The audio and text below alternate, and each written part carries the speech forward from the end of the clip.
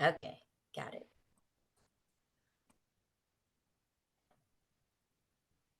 Okay, so I see 12 participants. Does that mean we're all on Zoom? There's like 2 people in the room?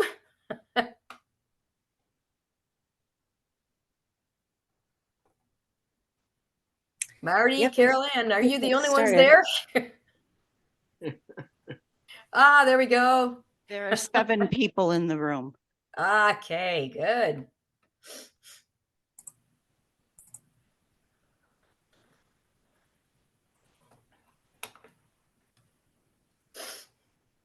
Come on.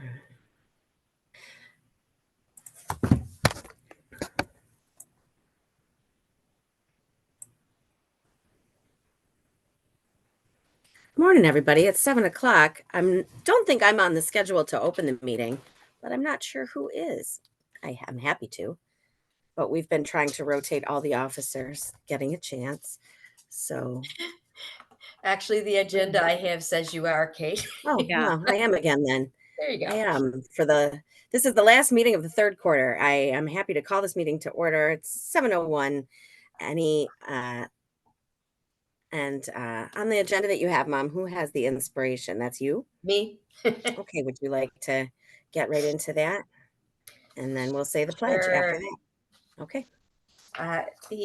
The theme for today is siblings. I have to say, I always wanted a sister. Somehow Marianne became Robert, so I didn't have a sister till I was a junior in high school and had an exchange sister. But I did find an interesting quote for me. It says, in a close knit family, cousins are like siblings, except they treat you nicer when you're kids. I had a lot of cousins that I was and still am very close to. So I like to think that I had a lot of siblings, even though most of my true biological siblings were boys. I had a lot of girls and boy cousins that were like siblings. Another quote I have is, if you want to do really important things in life and big things in life, you can't do anything by yourself. And your best teams are your friends and your siblings. And that is Deepak Chopra. And that is my inspiration for today. Thank you very much for sharing the inspiration. I do not have a flag, but I see that Jackie is guarding the lectern very well with a flag behind her. Jackie, would you like to lead us in the pledge today since you are there? Everybody rise. I pledge allegiance to the flag of the United States of America and to the republic for which it stands, one nation, under God, indivisible, with liberty and justice for all. Thank you very much, Jackie. Any announcements from the floor in person or on Zoom? I see Carol there. I wasn't able to get there in person today. We did have an officer meeting last night and we reviewed many things. It was almost an hour, so good job, officer team. Almost everybody was there too. That was great. Carol and we talked about maybe I could bring a card in. Carol, was that something you ever found? I can see you. I don't know if there's a thumbs up or a thumbs down on the card. Next week or the week after, thumbs down. That's okay. Please keep the Licata family in your thoughts. Mike and Anna both. Poor Mike broke his lower leg at the Celtic Festival setting up chairs. It was an accident that it could have happened to anybody. It is what it is. But then he's been off his feet because he has to be for 6 weeks. And Annette had knee surgery yesterday. So she's been keeping things together. So now Dave is very busy with all of that. I don't see him there in person today. I would imagine he's not going to be there. But if you could keep the Licata family in your thoughts, maybe send a card, something like that would be great. And we will see them again soon. And yeah, we talked a lot about a lot of awesome things at the officer meeting, and we'll fill you in as we need to. The fourth quarter schedule is coming up soon, but we can talk about that at the end of the meeting, make sure we're all set for next week's schedule. I think I will then pass it over to our Toastmaster of the day, Jackie. Jackie. Thank you, Madam President. And I will start by introducing our jester, Carol Ann. Come on up, Carol Ann. Let's hear what you have to say this morning.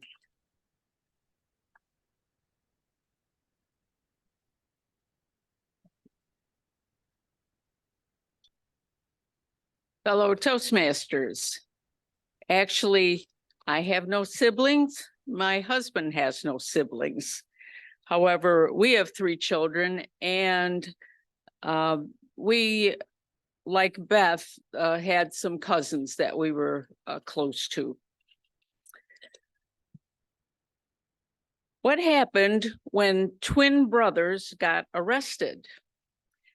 They finished each other's sentences. Why doesn't anyone know about Napoleon's siblings? Because they were born apart. What did Darwin's son tell his siblings? You're adapted.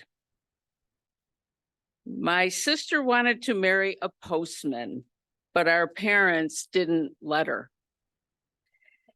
And finally, my sister hates when I invade her privacy. It's written right here in her diary. And I did want to ask Beth, did you want me to list the names of those who have paid? I know you sent me the list. Whoop, cheer me. Yeah, that would be great if you could do that. I did get David and Marty all set with Toastmasters last night after our meeting. Okay, quickly, myself, Kate Banks, David Jones, David Licata, Elaine Moon, Eric Schneider, Greg Horan, Gerald Stevens, Jackie Kenny, Jill Roaring, Kristen Badgerbach, Lester Robinson, Mark Campus, Margot Bittner, Martin Johnston, Michael Licata, Michael Reinbold, Nancy Ferry, Phil Russell, Steve Smith, and Tracy Farrell. Thank you very much, Madam Carol. Toastmaster. That was a good way to start the day. All right. Our next job holder is Kate, who is the WAG master today. So Kate, will you give us the word of the day and a little bit more information about your job?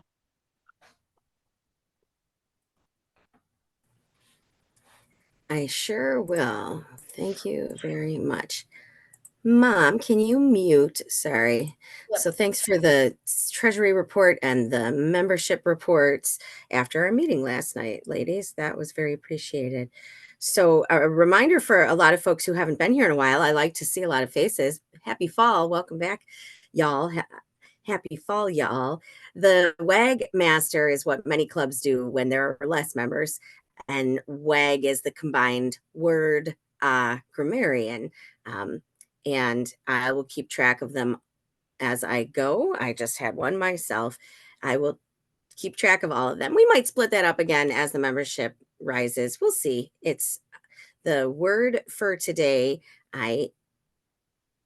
The word for today is orientation. The orientation. I'll put the meaning in the chat. The orientation, I don't have the exact definition. I should have done that, but I'll put it in there. When you have orientation, it is the position of something relative to something else. So the orientation, whether it's your child's surroundings or the orientation in the family, changing of positions, or being oriented, or being the state of being prepared for a new environment. Like an orientation within Toastmasters is our environment to be improving our communication and leadership skills. It's great orientation for the work and personal private lives of our members. Thank you very much, Madam Toastmaster. Thank you. Everybody make sure they use that word orientation during the day today. Kate is also the master and the grammarian, so she's going to be a busy girl. And next we have, let's see, is our quiz master Anne Marie online? Have we seen her at all, Len? Yes, she is online. Oh, there she Anne is. Marie. Good morning, Good Anne morning, Marie. everyone. So nice Please to see. tell us all- about your job as quiz master. So nice to see all your smiling faces again. Actually, an orientation to the job of quizmaster is I'm going to be listening carefully. I'm going to be constructing the test. And at the end, I will give the test, and hopefully everybody will be very alert and I'll get A+ on the test. So looking forward to that at the end. Very good. Thank you. And now let's hear from our quote master, Les Robinson. Are you out there and you have something interesting for us this morning? Yes, I do, Jackie. I'm going to help orientation through today. And I have a great quote. I actually spent a little time looking this up. It is the brothers and sisters who teach one another lifelong lessons of getting along or not. So true. Thank you, Les. You're welcome. All right. We have a timer. Mark Campos volunteered when David realized he'd be busy. So Mark, can you tell us about your job? I certainly can. Thank you, Madam Toastmaster, fellow Toastmasters. Good morning. My job as timer is to keep us on the straight and narrow time-wise. Table topics in AM Lockport are 1.5 to 2 minutes with a 15-second buffer. Evaluations 2 to 3 minutes with a 30-second buffer. And speeches depend upon the project. I believe we have a long one today. So please make sure you tell me when you want your green, yellow, and red. And fellow Toastmasters, please be sure to maintain proper orientation with timing parameters today, Madam Toastmaster. Very good. Thank you very much, Mark. And our general evaluator is Tracy Farrell. Is Tracy online this morning? I am, Madam Toastmaster. Good My morning. job today, good morning. My job today is to evaluate the general orientation of the meeting and also the evaluators. And I'll be reporting back at the end of the meeting. Thank you, Okay. Madam Toastmaster. Thank you.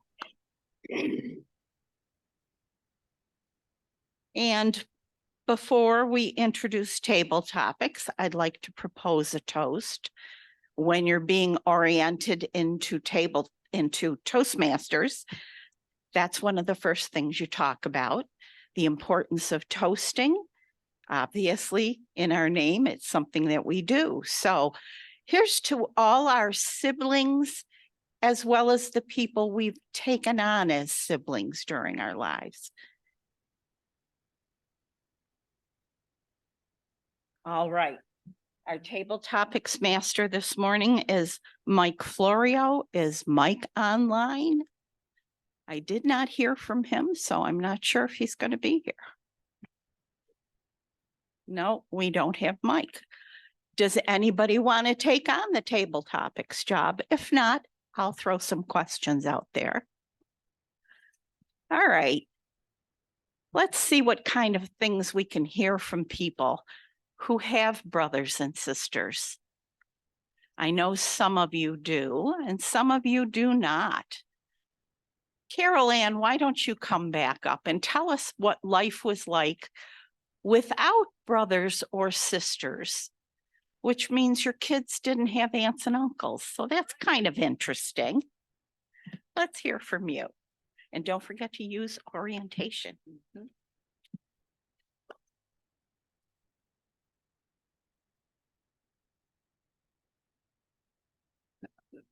Madam Toastmaster and fellow Toastmasters, as I've mentioned, I had no siblings. And I think one of the advantages was the fact that I always had my own space and was able to, I've always enjoyed reading, and I was always able to find a quiet place. Plus, I had control of the TV, except at times when my parents particularly wanted to see something. But and one of the disadvantages was that when we went someplace, because back in the day, you used to visit people more. I know we visited families of men that my father worked with at the plant often, at least once a week. And the problem was, if they didn't happen to have children or children my age, I'd get a little bored having to sit and not have anybody to relate to. However, I did have a couple close cousins that, in fact, one of them lived in Niagara Falls, as I did, and we were very, very close, pretty close to brother and sister. We were just a year apart. And the one thing that I can think of with orientation is more as a nurse, when we had to orientate new nurses, and you had to make sure they knew the seriousness of their job, however, not so much to scare them away. Madam Toastmaster. Thank you, Carol. That's a different perspective from me. I did have brothers, no sisters. Two quite a bit older than me, one 8 years older and one 10 years older. And then just when life was getting good, along came my little brother 5 years later. Always annoying to have a younger sibling. At least that's what I found.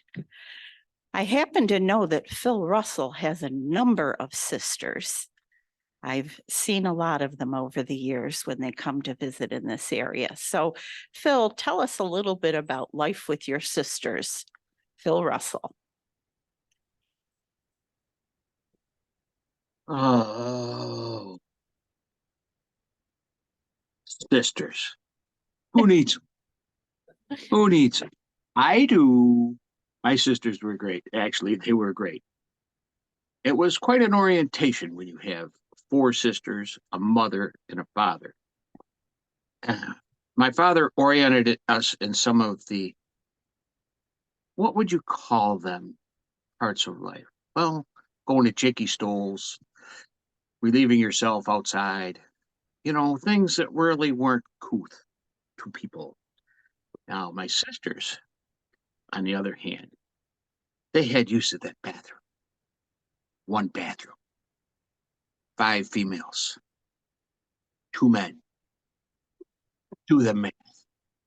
Especially if you're a female. And you men, you better learn how to survive. Because when you have sisters, it's amazing. I don't know what they do in there, but they're in there forever. And then when it's time for school, they know how to sneak in, before the bus, 1 at a time. Then they let the other one in. Then the other one. And the other one. And who's late for the bus? Me.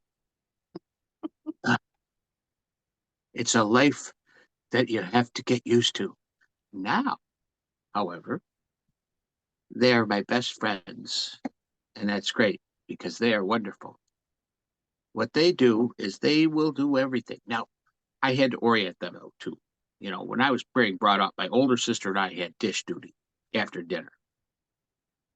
I didn't like the washing. I didn't mind the drying. So we always wanted to dry the dishes. And washing, I wasn't real keen on. You get your hands clean, But more importantly, as I reached a certain age and I saw my 8 sisters growing up, the 3 younger ones, I said to Mom, it's their turn for dishes. And it happened. Madam Topics Master. Thank you, Phil. Since I was the only girl, I did all the dishes. Ugh. However, having brothers was nice, and I never missed having a sister until I got older. And then it kind of was an empty space in my life. But I've got very good friends who have filled in that role for me. I'm wondering, Steve, what was your life like growing up? Or is there someone who stood in the stead of brothers and sisters for you? Come on up and tell us about it, Steve Smith.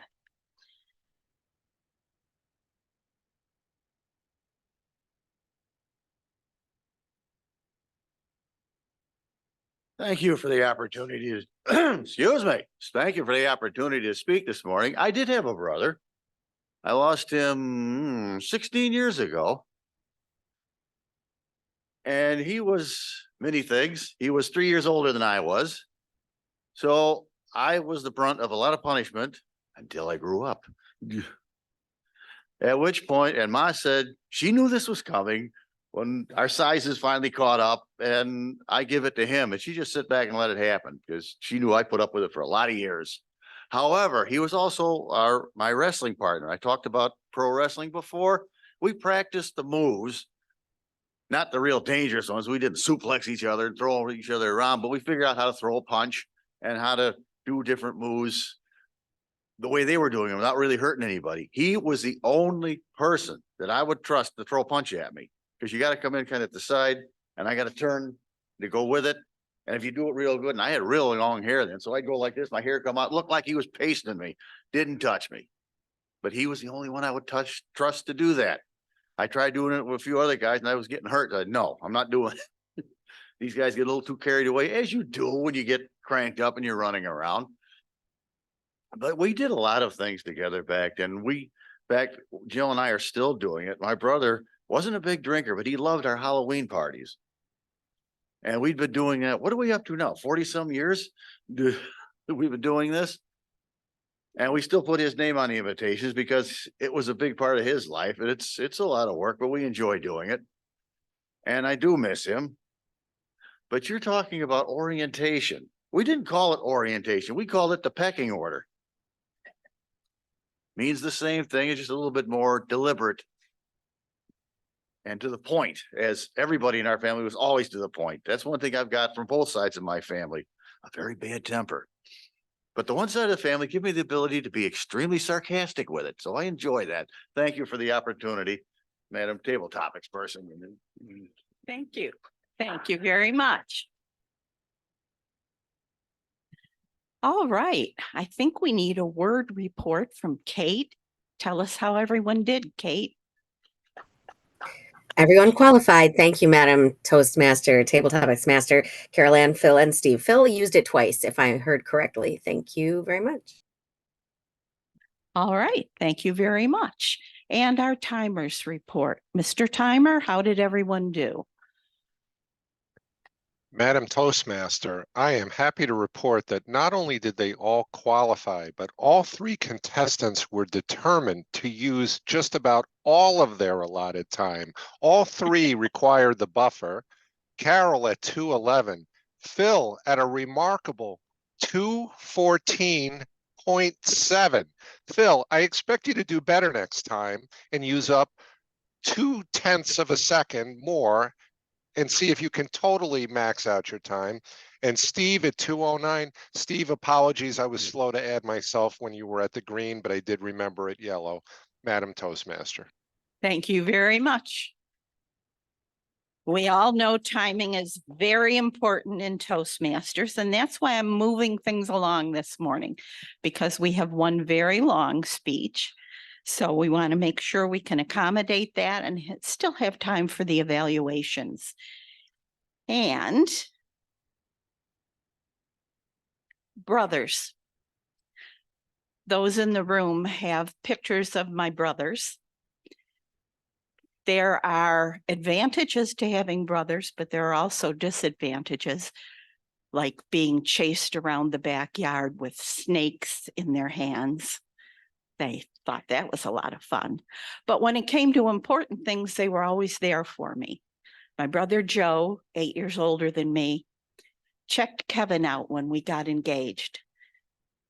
Joe was an engineer at Grumman Aircraft, and he managed to schedule a business trip that would take him to Norfolk, Virginia, where Kevin was stationed. And he spent some time with him so he could make sure that he was the right guy for me. That worked out well. And my oldest brother, Terry, 10 years older than me, walked me down the aisle and wore a tuxedo, which was not normally in his lexicon. He didn't wear one for his own wedding, but he wore one for me. Now, our first speaker this morning is doing a speech within the normal 5 to 7 parameter. We have Jill Roaring speaking, and she is being evaluated by Gerald Stevens, who I'm sure is online somewhere. So Gerald, what can you tell us about her speech this morning? Madam Toastmaster, fellow Toastmasters, Jill is speaking today from the Persuasive Influence Manual. Her topic is Understanding Conflict Resolution. Her goal is to be well organized today. Hopefully, not one of her goals will be to include word of the day spontaneously for the word master.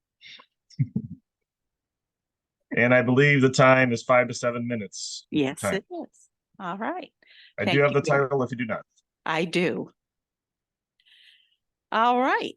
Here comes Jill, and her speech this morning is entitled, "What About Dad?" Jill. Good morning.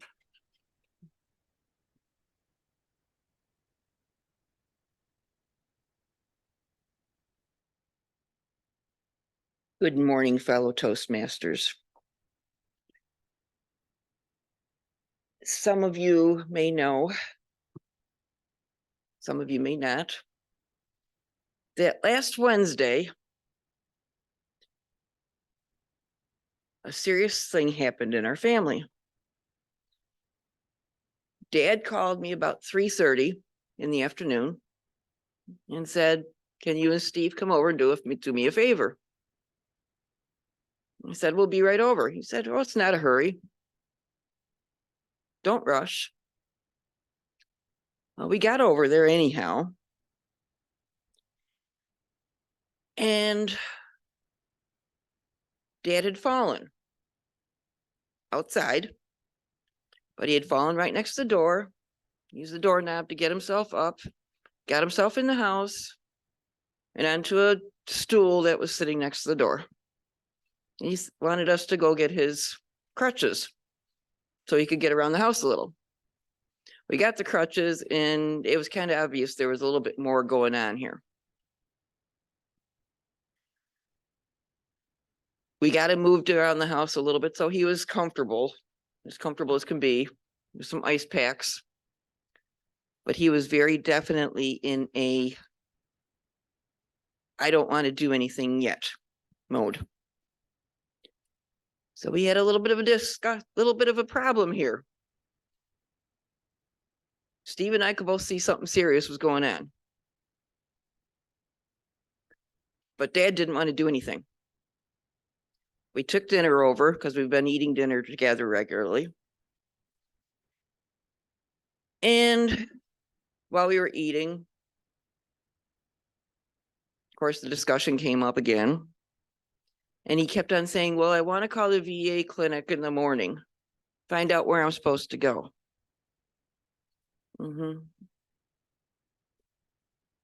Finally, he allowed me to call the 800 number from VA. Conflict number 1. He let me do something here beyond just move him around. The nurse at the VA clinic admitted, call 911, get an ambulance, get him to the nearest hospital. Of course, he was saying, "You don't have to go to the VA. That's quite a distance from you." Well, that's under the circumstances right now. That's really about the closest hospital anyhow. We could go to Niagara Falls Memorial, but you know, realistically, you might as well go up to the VA clinic, VA hospital. So I called the ambulance. We got him up there. Everything, they're very quick. It was really, after going to Millard Fillmore Suburban at times, it was incredibly pleasant. And of course, they diagnosed him with a broken hip. He had broken it right below the socket part of the femur joint, and it was displaced. So they told us in the morning, we'll decide about, the surgeons will be in and we'll decide about surgery. So that got settled. And he was going in for a partial hip replacement surgery Friday morning. Everything went incredibly well. Dad is 92. I mean, let's face it, years ago, they wouldn't have even done surgery on a 92-year-old, let alone a hip replacement. But they did, and it went incredibly well. And now the next conflict starts coming up. Rehab. Let's face it, everybody generally is going to go to a rehab facility after something like this. Where is he going to go? Well, here comes a sibling situation for me. I have two sisters. One is already in a nursing home. She had a bad accident. She is confined to a wheelchair. So she's in a nursing home. She's in Rosa Copeland up in Amherst. The other sister tends to be somewhat bossy. And unfortunately, she has the finances to do it at this point in her life. She and her husband are easily making $250,000 a year between the two of them. And Kim was determined that Dad was going to go to a rehab facility near her in Amherst, and hopefully Rosa Copeland, where Pam is living. Because let's face it, that would make it easier on her because she is kind of in charge of taking care of Pam.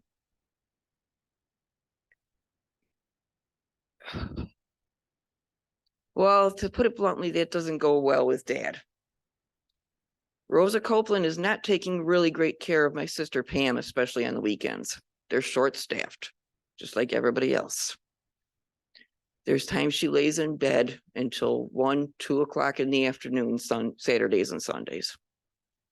They don't get her up. They don't get her going because they don't have enough aides. Dad is 92. He's got his head around him. There's a little bit of memory loss. Of course, we all do. I do now. So I imagine by the time I'm 92, it'll be a little bit stronger. If I make it that far. But Dad was getting to the point where he was determined he was going home.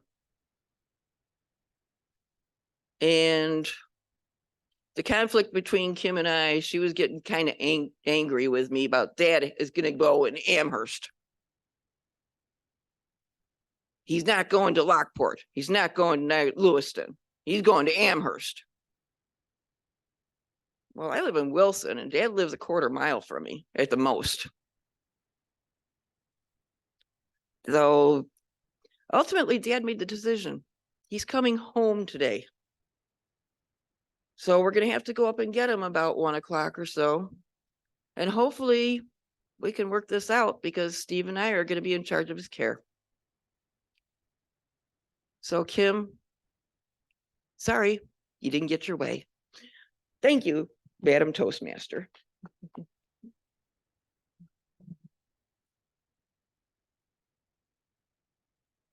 That's a tough spot to be in. I know when my mother was failing, there were days when I wished my brothers were still around. But then again, there were never any arguments with anyone over choices that had to be made. I'm not sure whether that's a good thing or a bad thing. All right. You can see the age difference, I think, in the pictures on my agenda.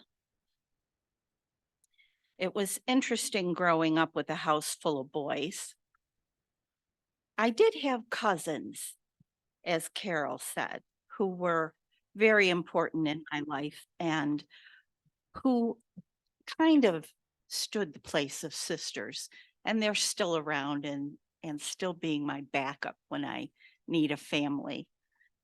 I have children of my own, but you know, you don't want to burden your children with some of the things that are going on in your life. It's nice to have other adults to talk to. Our next speaker will be Marty Johnston. And Marty's going to be evaluated by David Jones. And I'm sure David has all of his information and his ducks in a row. So David, would you please tell us about Marty's speech this morning? Yes, thank you, Madam Toastmaster. Marty's orientation is from Dynamic Leaderships and Pathways, and his elective is preparing to speak professionally. Mr. Timer, it is 18 to 22 minutes, and it is a keynote style speech. Do you have his full title, Madam Toastmaster? All right, thank you. Marty, do you have a choice for when you want your timing lights? Okay. All right, thank you Can very you, much. I could not hear that, Madam 18, Toastmaster. 19, and 20, please. 18, 19, 20, but he has until 22 at the max? Correct.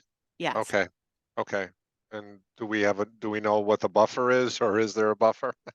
I think there would be the normal buffer for any speech. Okay, thank you. Thank you, Mark. All right, Marty Johnson, learning to speak professionally, a defining moment. So let's hear about your defining moment, Marty. Thank you, Madam Toastmaster, fellow Toastmasters. It was a beautiful Memorial Day about 30 years ago. This is a story about a defining moment in my life. I found myself as a competitor in the General Clinton Canoe Regatta. And the General Clinton Canoe Regatta, to give you some orientation, is located, the start is located on Lake Otsego. And for the sake of orientation, I have a little map here that I will show you. It starts up in the top, Lake Otsego, and it proceeds off Lake Otsego into the Susquehanna River, and it finishes in Bainbridge, New York. And it's a 70-mile event.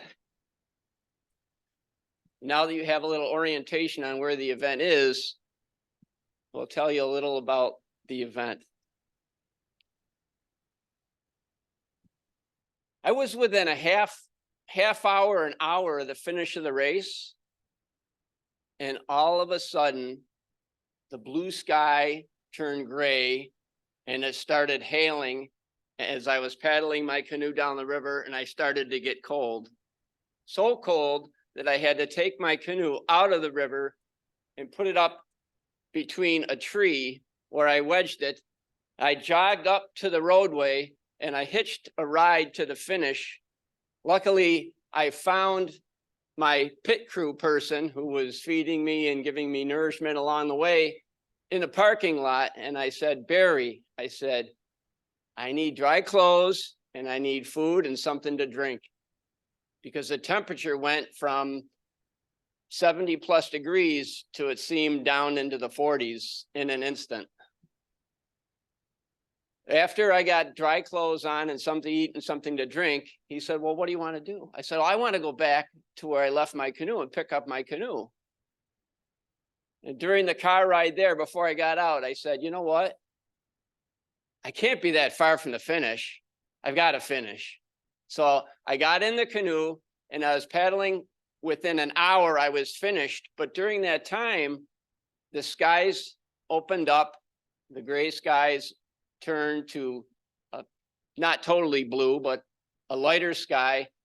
And I realized, wow, I was that far from the end. I could have given up, but I didn't. I could have given up, but I didn't.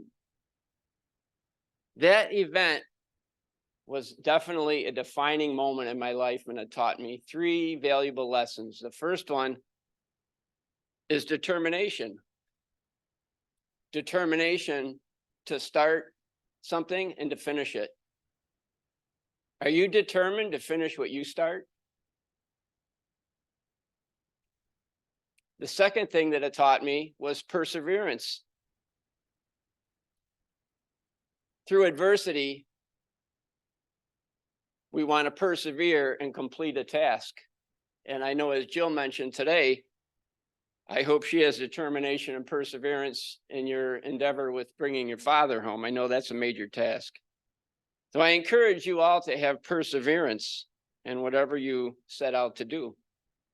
And last but not least, it taught me about focusing on a goal and finishing something that I had set out to do. Toastmasters, I'm sure that you have goals, whether they're Toastmaster related or personal goals, and I challenge you and encourage you to complete them.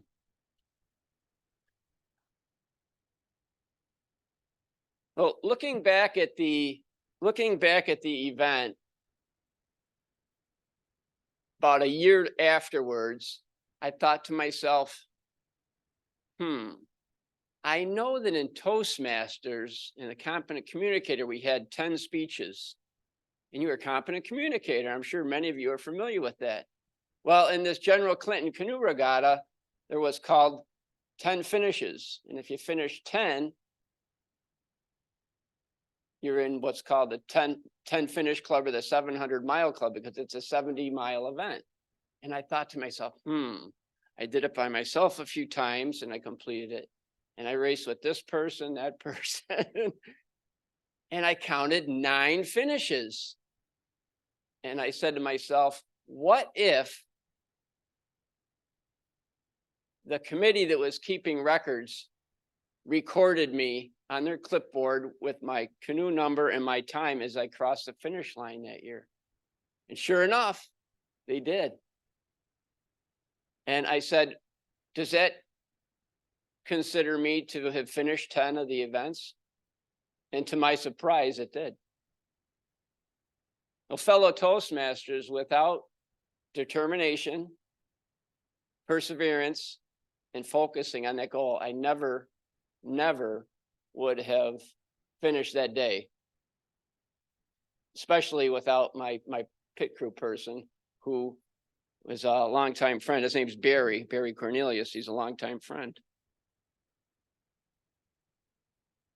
Well, fellow Toastmasters, I hope that today, tomorrow, in the near future, when you're faced with challenging times and challenging events in your life, you complete it with determination, perseverance, and focusing on goals.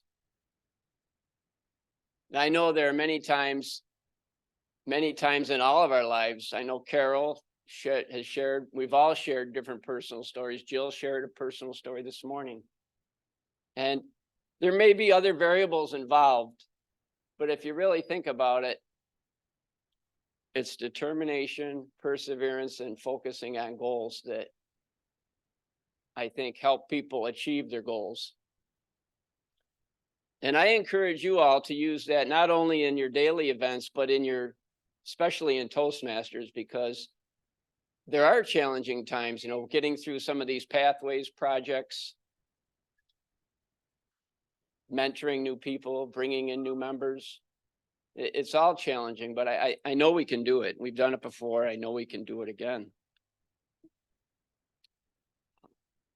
Before I close, I would like to share a couple thoughts. And then at the very end, I just want to give you wrap up with some brief facts about the event that I was in.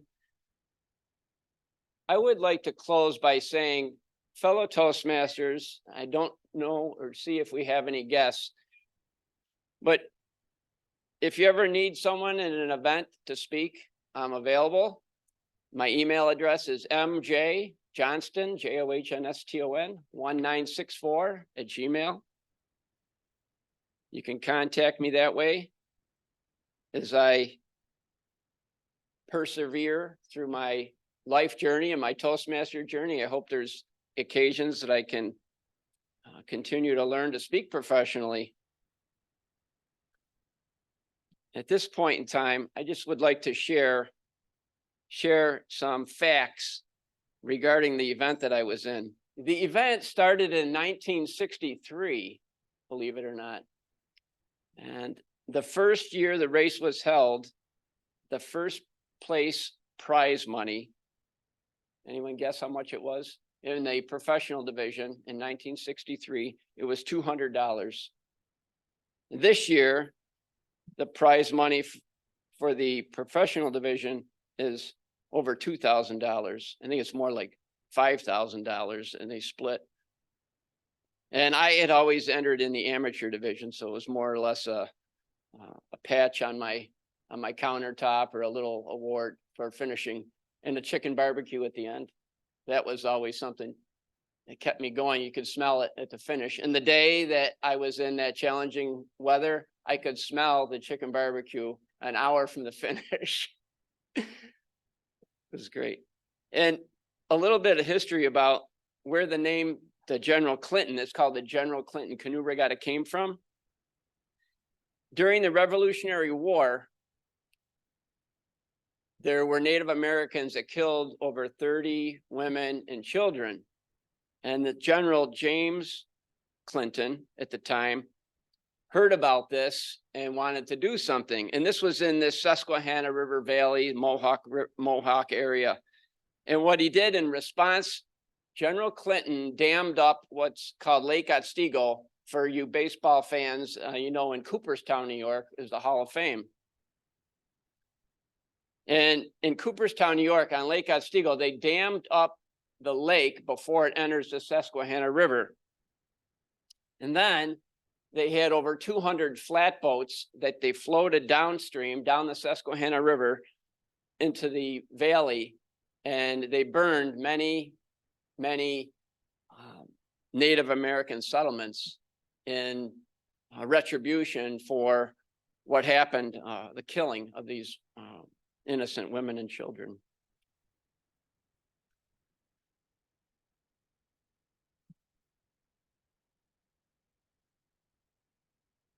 And again, just to reiterate, fellow Toastmasters, today I encourage you, when you're faced with challenging times, challenging things and struggles in your life, remember determination, perseverance, and focus.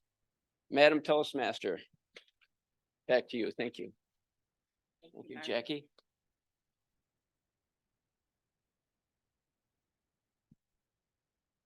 All right, Mr. Timer, do you want to let us know, please, how our two speakers did on their time today? Madam Toastmaster, I'd be happy to.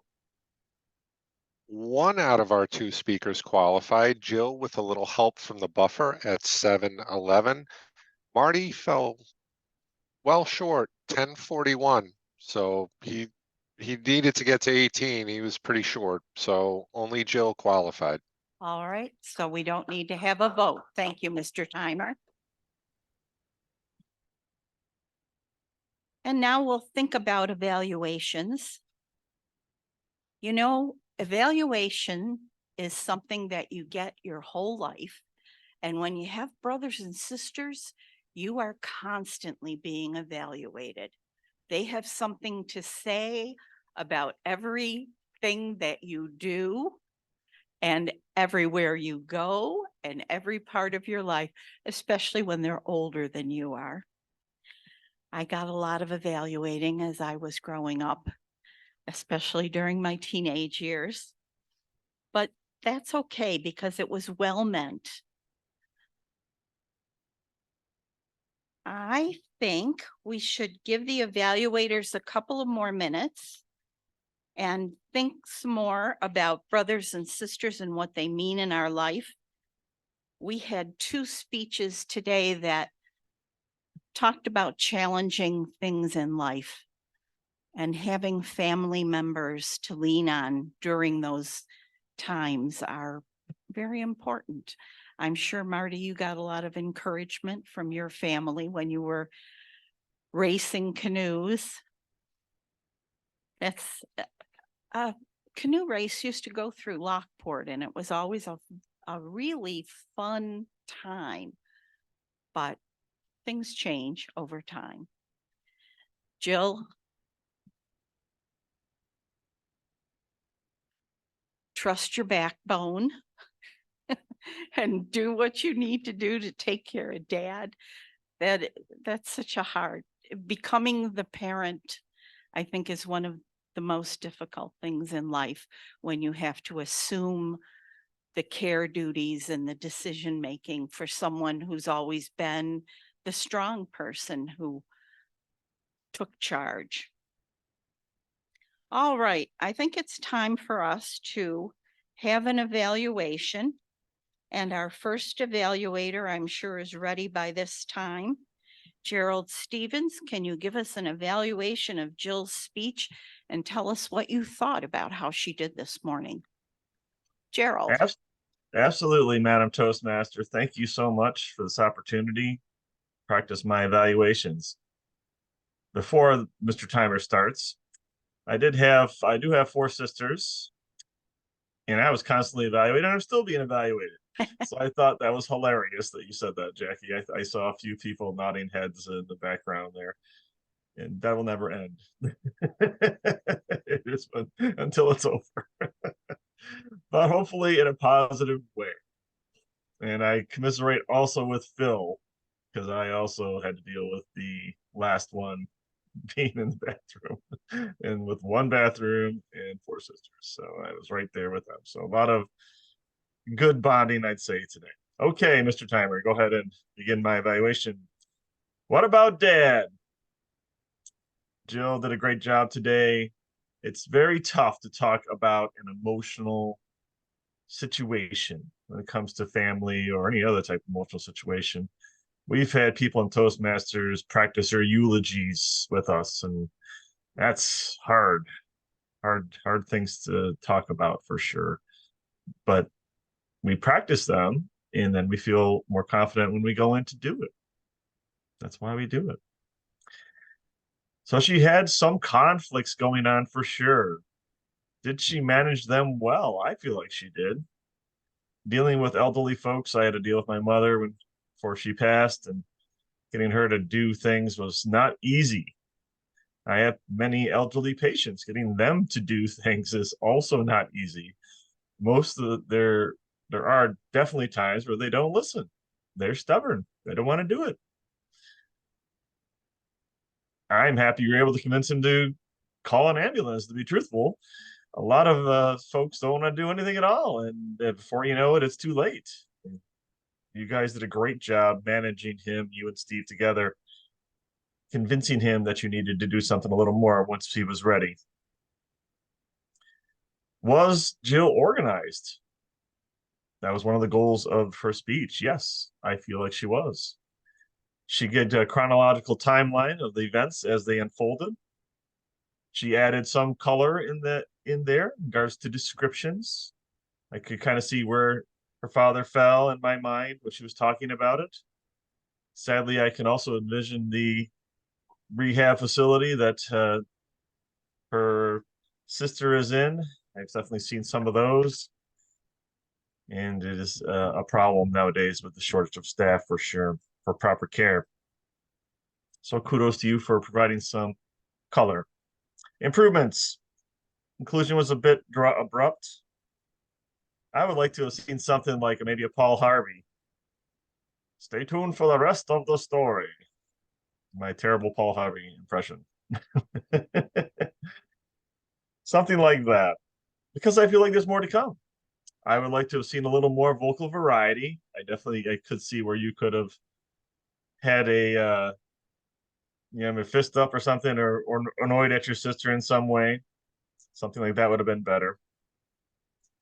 Overall, I did not hear many ahs or pauses from, if any, from you, Jill. So you've come a long way. Your eye contact was good.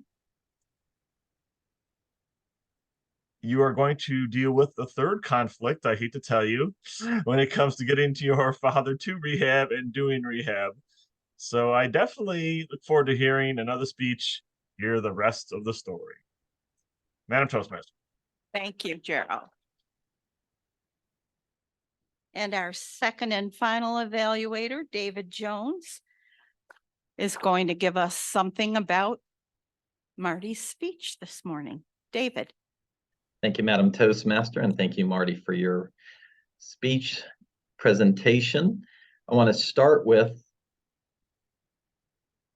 you started with your storytelling. I think it's good just to jump right into a story and try to, instead of trying to explain things, grab our attention as you're telling the story. And then you had a prop. Props are always good. That's engaging. We can actually see and feel what you're talking about.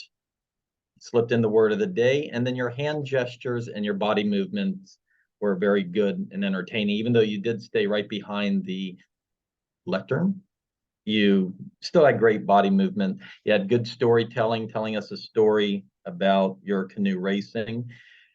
Now, to room for improvement, the whole purpose of your project is to develop and present a longer speech. And unfortunately, you fell way short of that, almost by 50%.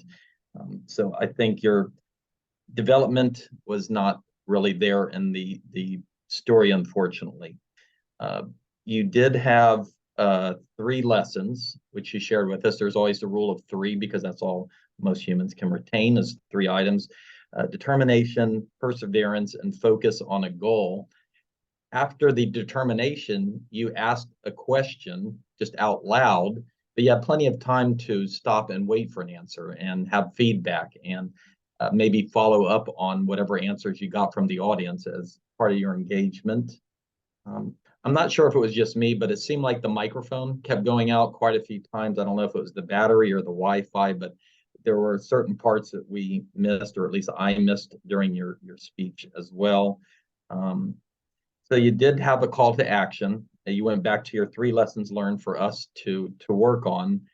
Then you did your closing, and I think you realized you didn't have enough time put into it. So you went back to sharing some facts about the event you just spoke about. You talked about the $200 prize money, and then you went back and again to your call to action. So I personally, it was not your best outing. I've heard you speak quite a few times. And I think for a long speech like this, my call to action for you would to maybe come back and try it again and get to the 20 minutes. But there's plenty of material in there. I think if you change the title to Racing Canoes and you focus more on the canoe racing and the skills that you get as a canoe person, paddler, I'm not sure what the title of this, canoeist. You can talk about how your determination comes from this, but there's plenty of material in there. You just need to bring it out, put it in a nice, concise, long form. And yeah, that is my evaluation. I hope to hear you try it again in the future. Thank you, Marty. Thank you, David. All right. How did our 2 evaluators do on time this morning, Mr. Timer? Madam Toastmaster, I am here happy to report that both evaluators qualified. I neglected to write down Gerald's time, but I know he qualified. Trust me, I wouldn't deceive you on this. And David Jones at 3:02. So you can cast your vote for either one of them. Thank you, Mark. All right, everybody's getting their ballots ready in the room, and I'm sure we have a ballot online as well, so we can vote for whomever we choose and think did the best job this morning. So brothers and sisters and brother and sister Toastmasters, we have a lot going on. We're going to listen and learn. I think our speeches this morning were very informative. They gave us a lot of value and a lot of structure in the way you should prepare a speech and how you deliver it. All right, Tracy Farrell, our general evaluator, would you like to take over now and get the reports as well as give your report? Tracy. Awesome, thank you. So I'm going to start off with my report. And this meeting was really interesting. I really liked hearing about everybody's brothers and sisters. And I got to tell you, nobody mentioned that their brothers and sisters are exact opposites of them. I have a younger brother. He's tall, he's dark, he's got the dark skin and the dark hair. And then you have me, little short girl with blonde hair and blue eyes. And when people ask if we're related, nobody believes us. So it's interesting, and his personality is totally different too. He's younger than me, and everybody says, "Oh, is that your older brother? He's in charge of everything." And then there's me just toddling behind. But as siblings, we never got along. As we're older, we are each other's biggest supporters. So it's interesting how siblings get along. As far as our evaluators go, one of the things that not really important to the evaluation, but I did notice that the evaluators were perfect for their speech, to evaluate their speeches.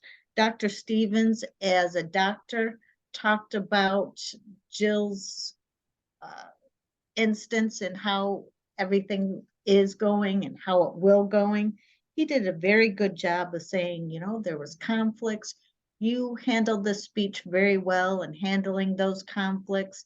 And by the way, I'm a doctor. I know there'll be more conflicts. So it was interesting getting his perspective on it. But he gave a good beginning. He gave her a lot of good points to improve her speech and to continue on. And David Jones was the same way. Marty Johnson was doing an outdoor event. And from what I know about David, he does a lot of outdoor events. So they were talking about something in each of their wheelhouses. David talked about the 3 lessons for improvement, which I thought was really good to point out and to fill in some of that speeches. Marty had a lot of things he could have filled in with that, and he brought that out. And he gave some good suggestions to improve it, meet those goals. So I think they both did a really good job. They were knowledgeable in their subjects, and they gave some fantastic improvements and encouraged those speakers. I will go on, and I don't have the agenda in front of me, but I am going to start with the quiz master. So Anne Marie, can you give us some of the quizzes that we're going to move on to? Yes, good morning again, fellow Toastmasters. What a fantastic meeting. And I also really enjoyed all of the stories. And one thing I learned is a lot of diversity in terms of siblings, numbers and experiences, etc. So I have 10 questions. They're worth 10 points each. So please write down your scores, and hopefully you'll get at least 9 right. So you get 90 or above, which is an A+. So the first one, how many siblings does Carol Ann have? 0. Excellent. 0, yes. Yeah. Jackie, how many brothers did Jackie have? Or does 4. Jackie have? Okay. 3. 3. 3. All right. How many sisters does Phil have? 4. 5, 4, 5. 4. All right, moving right along here. Steve Smith's brother, there was a favorite activity that he shared with his brother for years. What was it? Wrestling. Wrestling buddies. Excellent. And Marty Johnson, it was a fantastic speech. Your defining moment, 3 important lessons. What were they? Perseverance. Determination. Be prepared. One more. Determination, perseverance, and I'll say Be preparation. prepared. focus on his goals. Excellent. All right. Gerald Stevens has something in common with Phil. What is it? Sisters. How many? 4. 4, exact number of sisters. Okay. Jill's father, how old is he? 92. And what was his injury? His hip. Okay. You guys are excellent. Wow. And what are a couple of the negatives that David pointed out in Marty's speech that he needs to work on or change? Organization. Take the subtopics as we expand it. Subtopic expanse. And one more? Time management, Jill said. Management. Yeah, redoing the speech with time management as a focus. And last but not least, getting back to Jackie and her brothers, what is one disturbing thing that one of the brothers did to Jackie? They don't remember. Chased me around the backyard with garter snakes. Snakes. Around with snakes. Excellent. Okay, so add up your scores and hopefully everybody's an A+ because we're all Toastmasters. Madam Toastmaster. Thank you.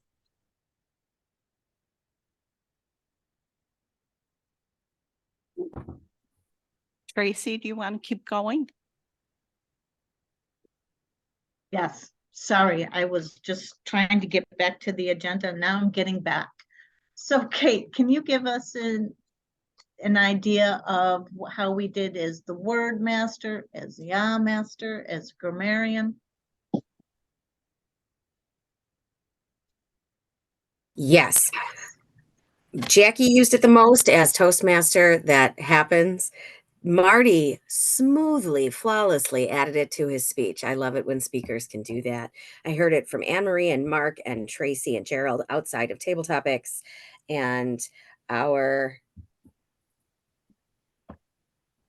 will be very honest, I totally forgot that even though I announced I had to keep track of ahs and ums, I started and I faltered. And so I did not fully embrace the role with grammarian. Also, I think I heard from Gerald and David Jones some excellent vocabulary. I should have written down better notes. I apologize for I heard a couple weeks ago separately from this, but part of my actions a couple weeks ago, a girlfriend of mine has had a lot of health problems, and she said, Kate, I have the memory of a goldfish. My friends call me Dory from the movie Finding Nemo. And I thought, that's it. That's what I'm dealing with. I have these memory lapses that come and go, and I hope I'm on the recovery from that. But right now, I appreciate all of your patience when I forget more than usual. And thank you very much, Madam Toastmaster. Thank you, Kate. Or General Evaluator, Madam General Evaluator, and Toastmaster. Thank you both. Well, thank you. I think I will pass it now on to our Toastmaster because I believe all of our reports are completed.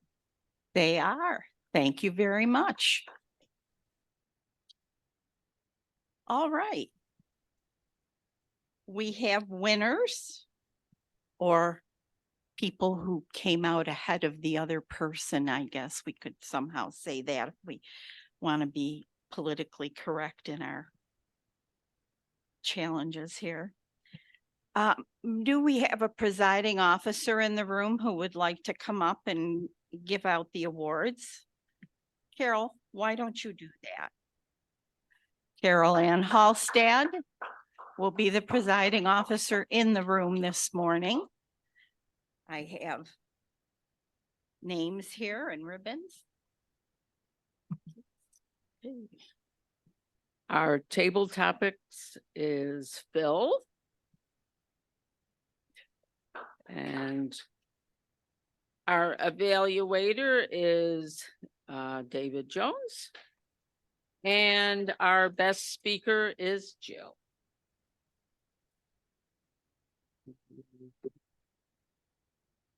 Thank you, ma'am. Okay. There you go, Jill. I'm sure there will be more to speak about. Oh, yeah, I think so.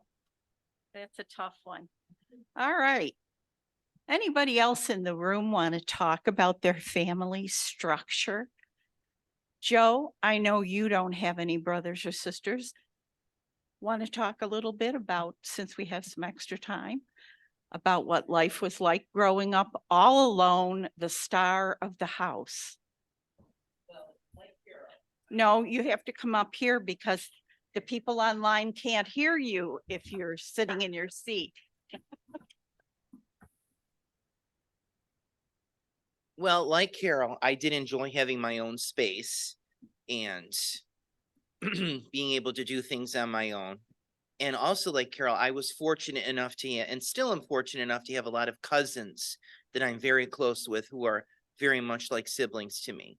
I have a cousin named Kathy.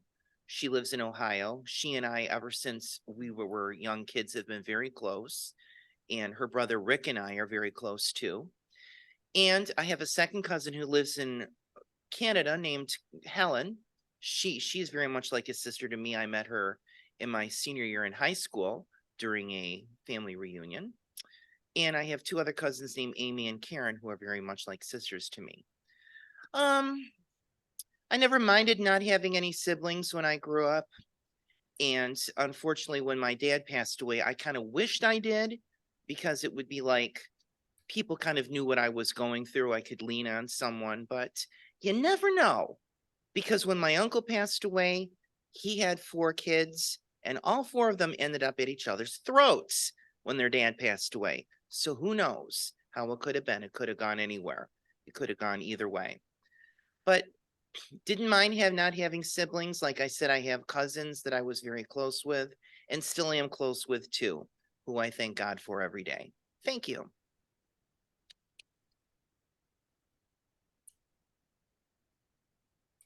And Lenny's going to come out from behind his little structure there and tell us a little bit about his family life. Thank you, Madam Toastmaster. My orientation is middle child, sandwiched between 2 sisters who tormented me endlessly when we were little kids. And I don't know if it was the old time values, but it was always the boys' fault, picking on the sisters. They would team up on me. They would deliberately stage things to make it look like I was teasing them. I don't know how I survived it, but I'm actually pretty close to my younger sister. We have a strong bond. And into a tech report here. Kudos again for Mark. He's become quite proficient at running the Zoom meeting. It gives me great comfort to know you're in good hands for next week. Again, I won't be here. I'll be over in Ireland. So it will be a Zoom only meeting, but I'm sure Mark will carry you through a very efficient Zoom meeting as he's been doing. Thank you, Madam Toastmaster.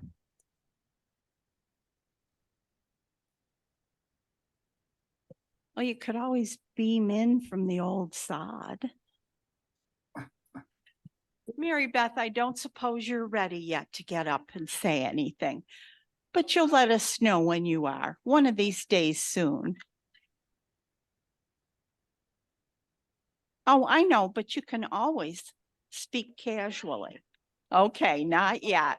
All right, Mary Beth. Is there anyone in Zoom land who would like to say a little bit about their family structure? I've got a story you might enjoy about my little brother. Margot like has that, a little Jackie? brother. Okay. I have a little brother, yes. I had no orientation to getting this little brother, but he came out one year Thanksgiving with my parents. And we were sitting around the kitchen table talking. All 3 kids were there, my parents, my brother.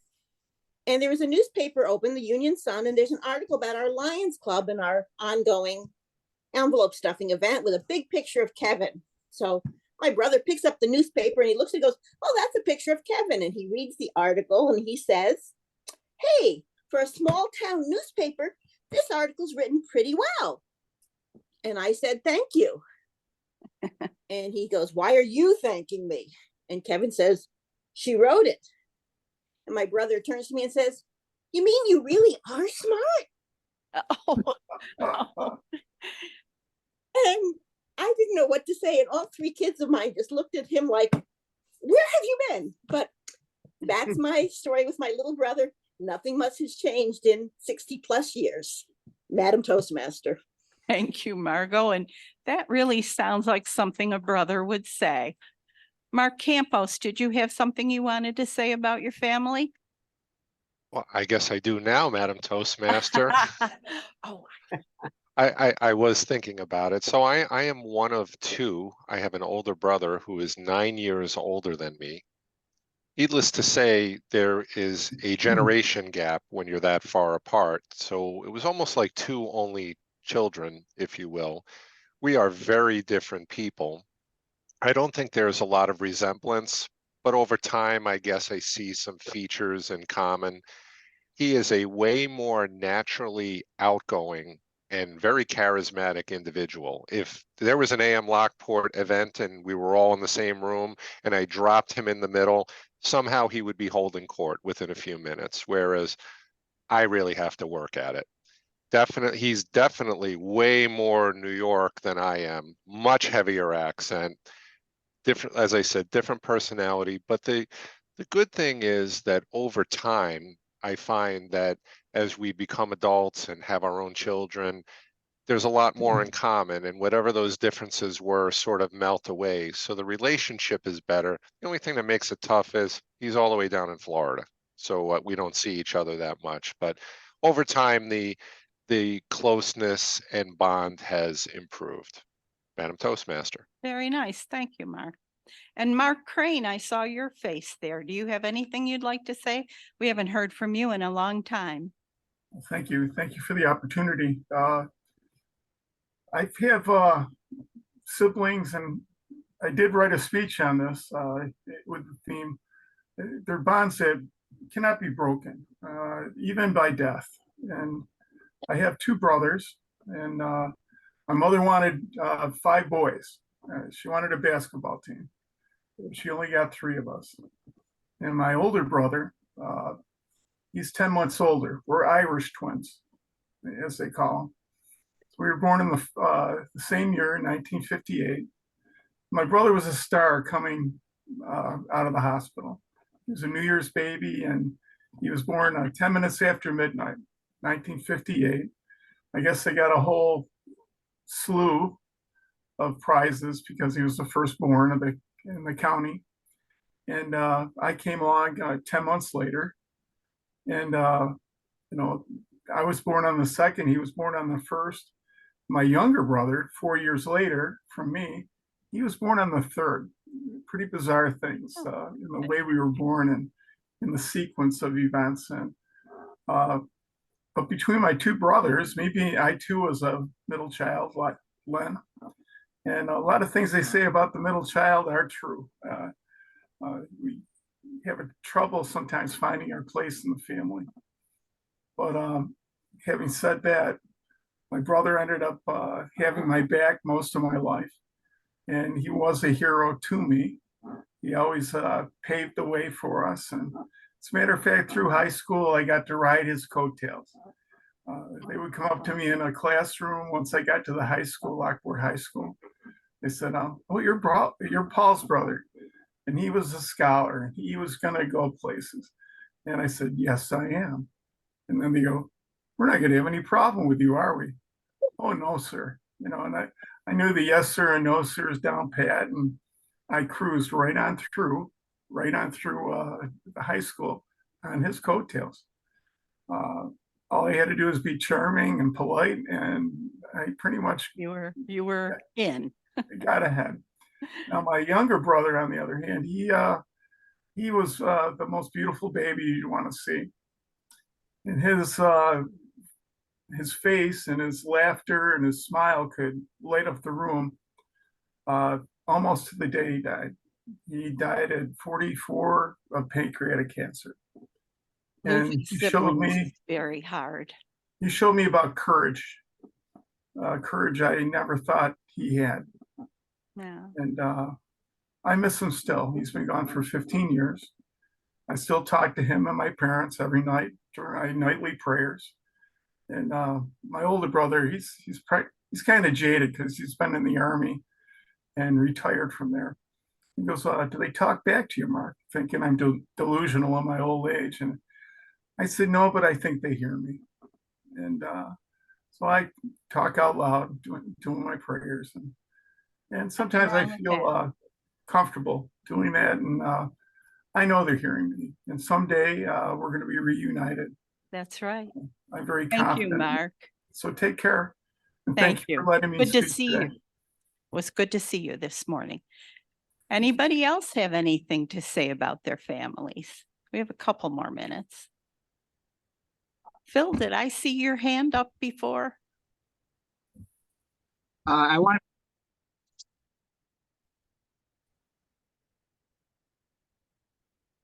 We could hear you. There we go. All right, that gets crazy. Yeah, but it was not about family. It was about Toastmasters family. I was wondering at the officers meeting if anyone brought up about the idea of inviting and becoming members and offering us membership to YMCA employees and or members to come and join us and possibly have a 1-year membership or something of that nature. Maybe two memberships available. We don't have to do it until we get a commitment from somebody, either an employee or another member, just to build up our membership. And that should be discussed at the officers level and then brought back to the membership. I was wondering brought up. Hey, Phil, we did not talk about that yet, but could you talk with me and Les about it, to like maybe in an email thread or a phone conversation or even in person, so I can understand better and move forward on that. Yeah, sure. Awesome. I have a Toastmasters thing to jump in on too, Jackie, if I may. Go right ahead. It dovetails to what Phil said. So, and also what Len said. Thank you, Margot and Len, for squeaking in orientation too. Good job, both of you. The next 2 weeks, I kind of wanted to talk about. It ties into what Phil is asking about the why, and Len going to Ireland, so he should have an amazing time for all of us. So the next 2 weeks of meetings, I'd like to jump in on. I don't know if Nancy Ferry's in person today, but we did speak last night that the fourth quarter. Okay. The fourth quarter is done, and part of it is up on the schedule. So next week is Zoom only. It's already October. It's October 5th. So it's Zoom only, and our Toastmaster of the day is Mike Florio. The scheduled speakers are Dave Licata and Marty, and there's an opening, but the alternate is Nancy. And then the week after is exciting. Let's get back in person to the Y. Carol Ann is our Toastmaster, and our speakers lined up for October 12th are Anne Marie, Jackie, and Mark Campos. And we have our visitor, David Jones from North Carolina. So in 2 weeks, and he looks like he's in an airport also or a hotel this morning. So Mr. World Traveler. So 2 weeks from today, come in person, everybody, if you can, to join us in a welcome party breakfast potluck we will have for David Jones. And we're still sorting out his visit to Lockport for the rest of the day. It's kind of a flyby visit, quick day that we would like to invite everybody out to. I know that's a challenge in the daytime for a lot of people at work, but maybe we'll have a night option too. But we'll be doing October 12th, again, 2 weeks from today, is a welcome party to David Jones. He'll be in town.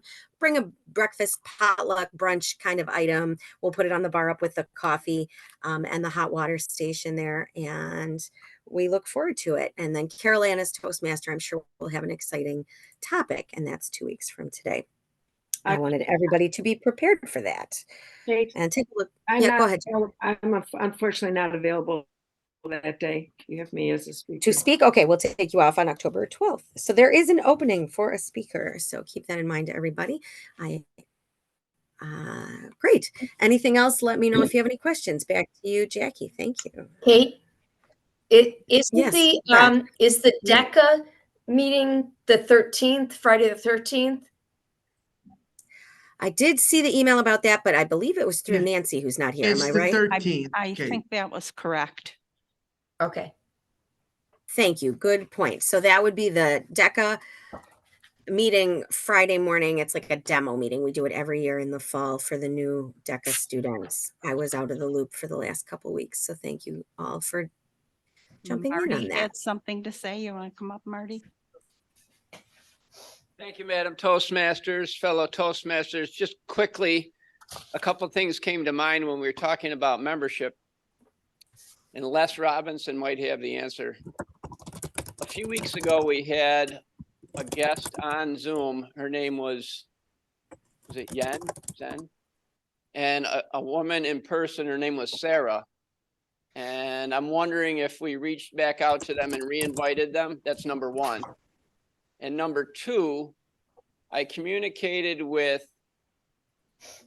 Jessica Tomino, is it? Jessica Tomino last week to see if she was going to be available because I hadn't seen her and she was on the agenda.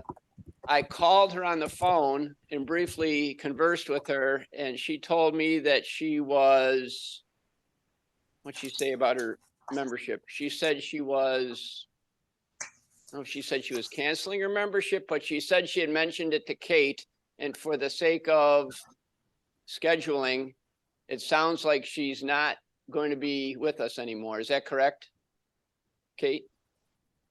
That is correct. This is, Okay. yes. Okay, so you're aware of that. I just wanted to make sure that everything was copacetic with that. And that's all I have. Thank you, Jackie. Thank you. Thank you. And I'm going to have Jill pull the ticket from one of the 3 that was sold this morning. Oh, $1.50. Yeah. Not even a cup of coffee anymore. Yeah. It might be the lowest All ever. right. Last 3 numbers are 867.